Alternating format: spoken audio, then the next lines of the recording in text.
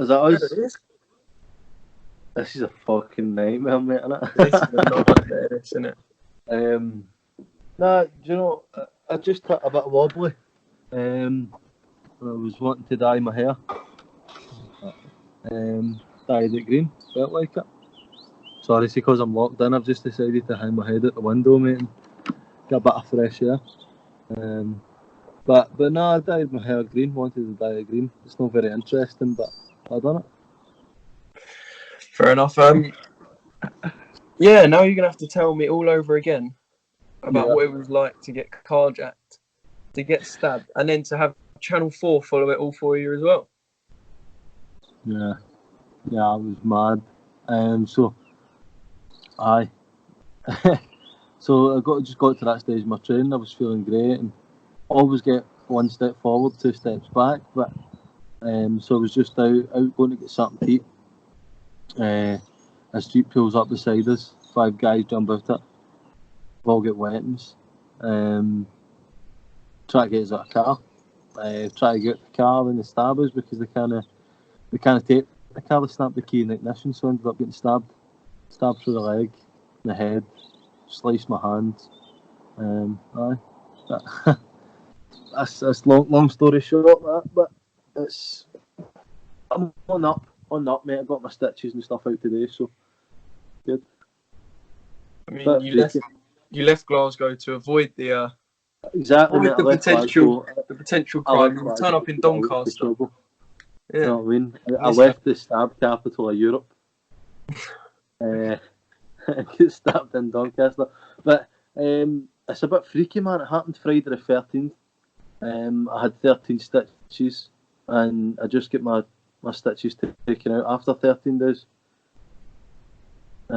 So that number always just seems to ring funny with me. Ultimate Boxer, Friday the 13th. I was born 1st to the 3rd, 13 minutes past 1. 13, 9, 8. It's just as mad, mate. That number just keeps ringing constantly. I've got it tattooed on my forehead. I was going to say, I take it the reason that you got it tattooed on you is because of the born 13, etc. It wasn't even that, mate. It's just anything that happens in the 13th, it seems to be a kind of defining date for me. I don't know why. I was born 1-3. You know what I mean? I was born 1st of March, 1st to the 3rd, which is what it was like 1398 is what my date of birth looks like.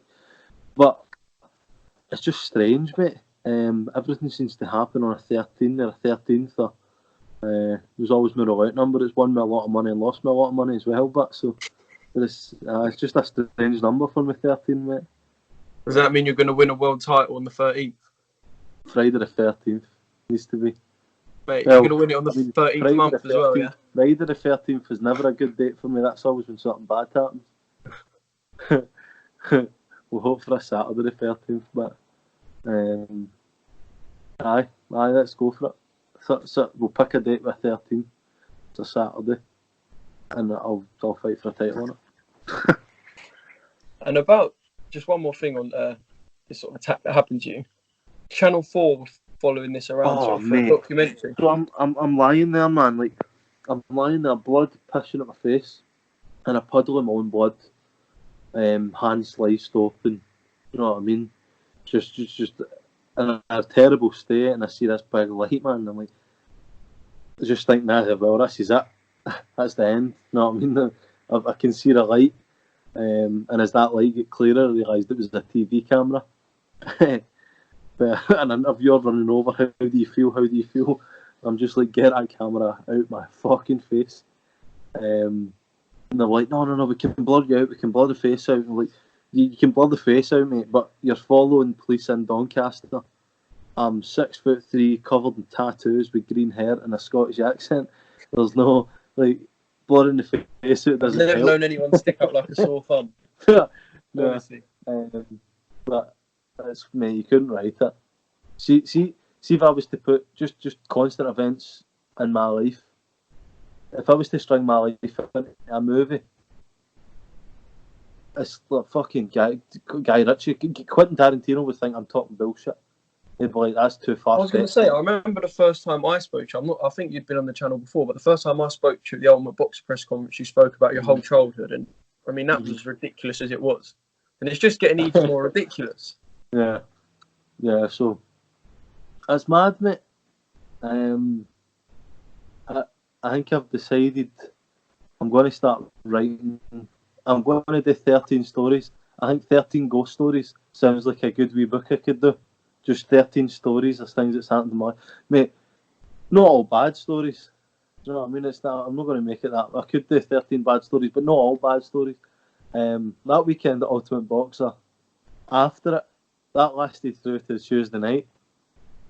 And that was one hell of a session, wasn't it, for someone who lost in the first round? Stories, man. I have some stories for that weekend. Fuck me.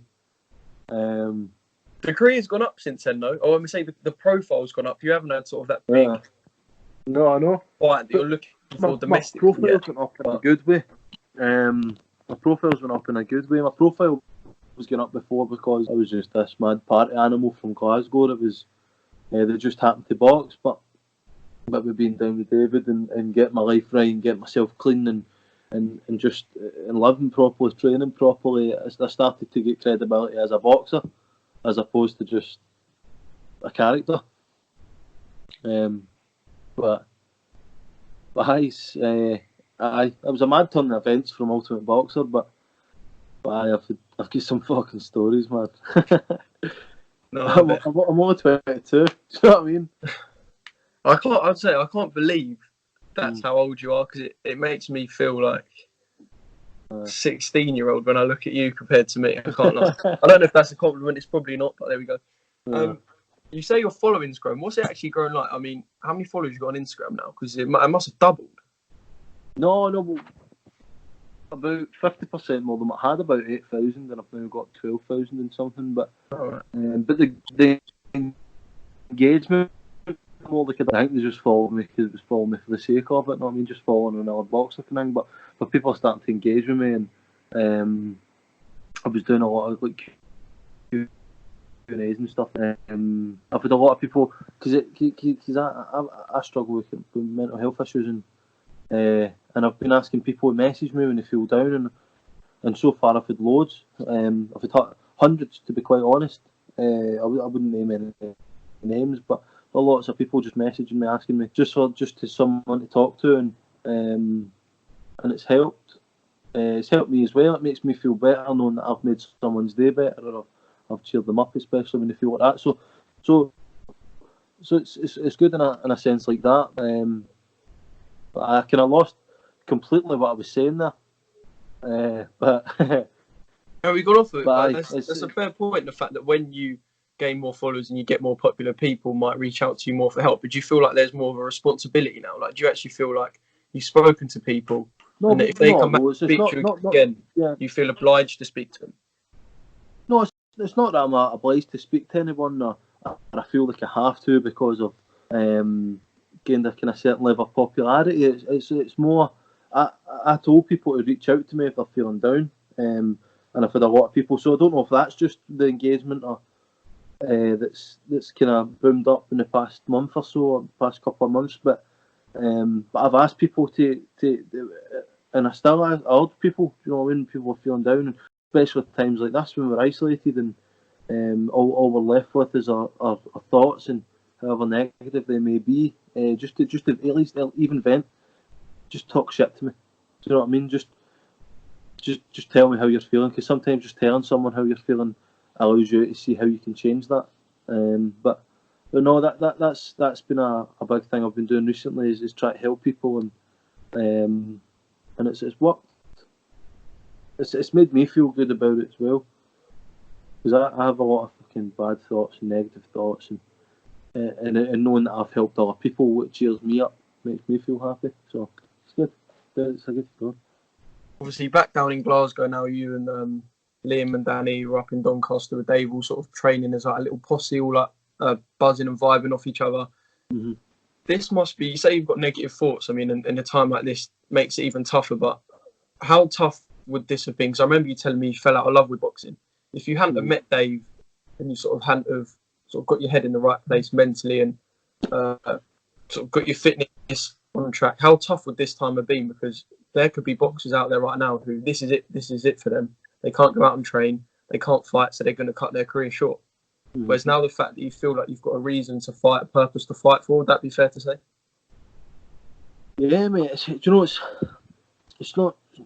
I'm not fighting for anyone else anymore. I'm fighting for myself. I've always fought to prove people wrong, or to because I was expected to fight. Do you know what I mean? It's because of it's what I've been doing since I was a young boy. So I've always been expected to do it, and I've been doing it because people expect me to do it. But now I want to do it for me. Do you know what I mean? I want to get somewhere, and I want to push myself for me. I don't. But the impact that David's had on me. David's a saint, and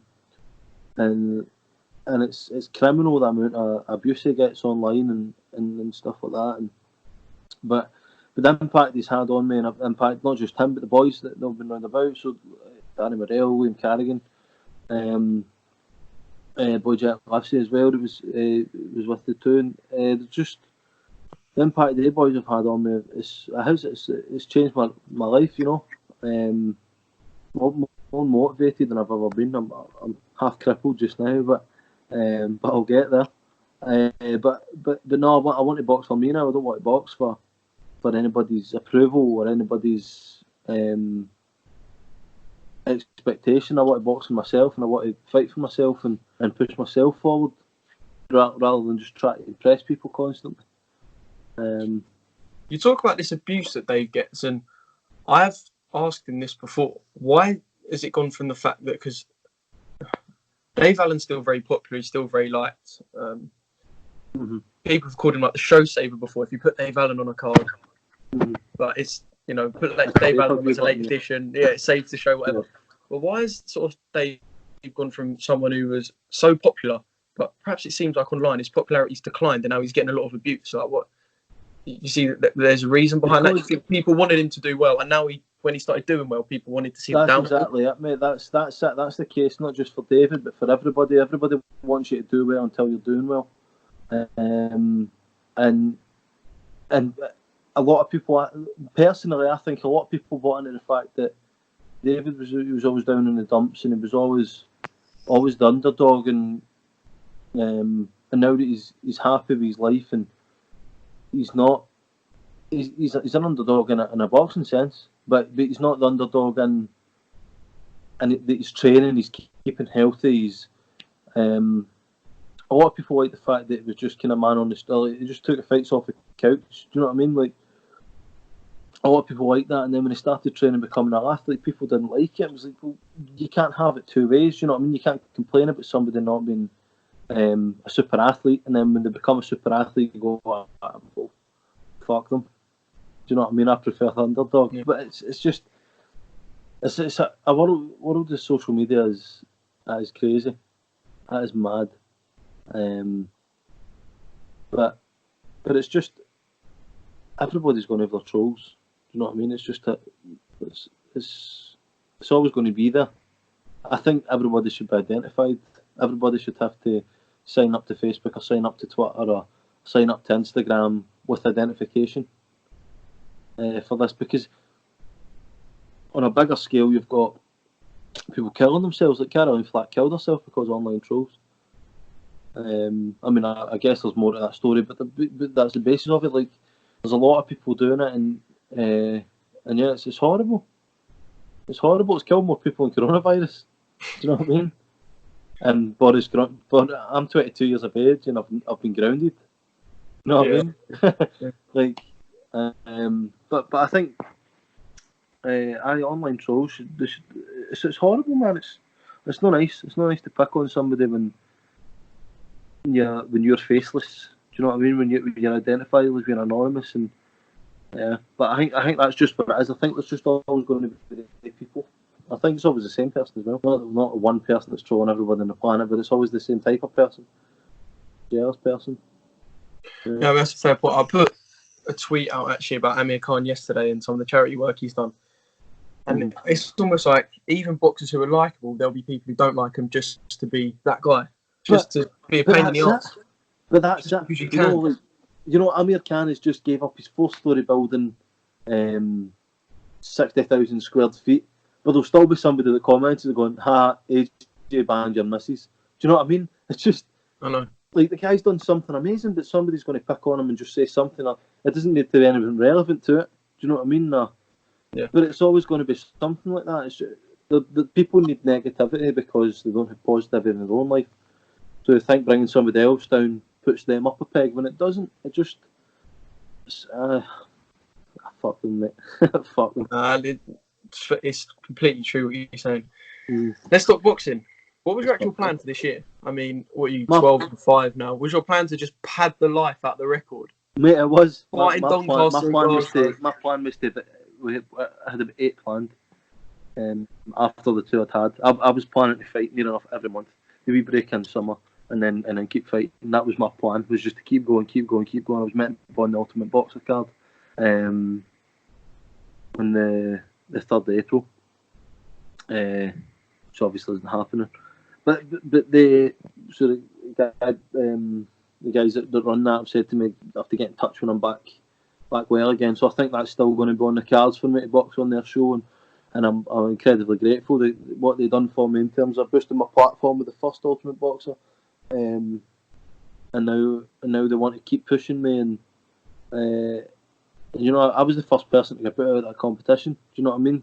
And they still want to keep boosting me, and they showed they seen a potential in me that at the time I never seen in myself as well. So, no, it means a lot. The guys still want to work with me, and I suppose I've got another selling point now, isn't it? All the stuff that's happening, I've been stabbed. Yeah. But no, it's but that was the plan, was to fight on that, and then back in Glasgow.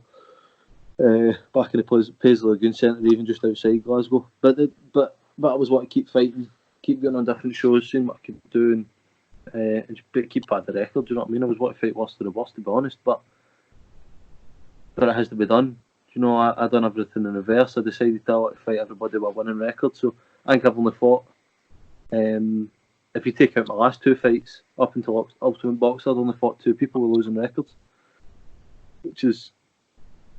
Something like that. Because you're only young, you can almost have that start to your career again. Mm-hmm. No, I know. You'd come out of Ultimate Boxer as unknown, like no record at all, and just start it again, and you're 2-0. Yeah. No, I know. Like I can do that. I think the point is as well. Like there's certain kind of people, certain kind of fighters and characters that can come back from being defeated and losing, and you need to be defeated in a certain way, but you need to be humble in defeat. You can't.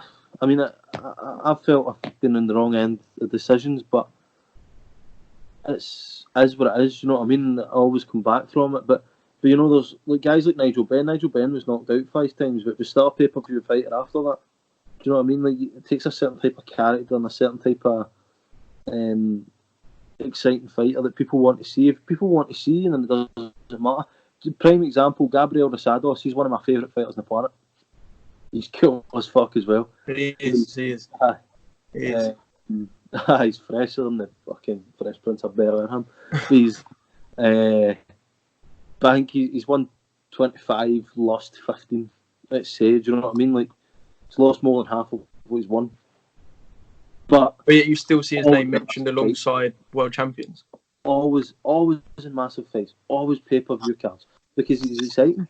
He's exciting to watch, and there's only a few characters can be like that. I feel I'm one of the characters that I can lose and I can still be exciting after it. I think someone like Daniel Dubois or Joe Joyce or Joshua, a lot of people have just kind of neglected Joshua. Joshua's a great fighter. Do you know what I mean? I've said before that Tyson Fury beats him. I still say it 100% beats him. But it was just written off. Joshua's shite. It was the same people that was saying Joshua was going to smash Tyson Fury. As soon as Ruiz beat him, it was shit. When you build and when you fixate on that O, on that undefeated status, as soon as somebody loses that, they lose half of their personality, because that was the big thing. Mayweather's a cracking personality. If Mayweather took a couple of losses, I reckon he would still be a great personality. But if he was to lose, it wasn't that good anyway.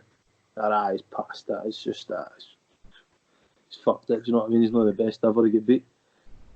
but people fixate on that, on one thing, and it's not losing. Which I don't think losing is a bad thing. I think losing it's a good thing.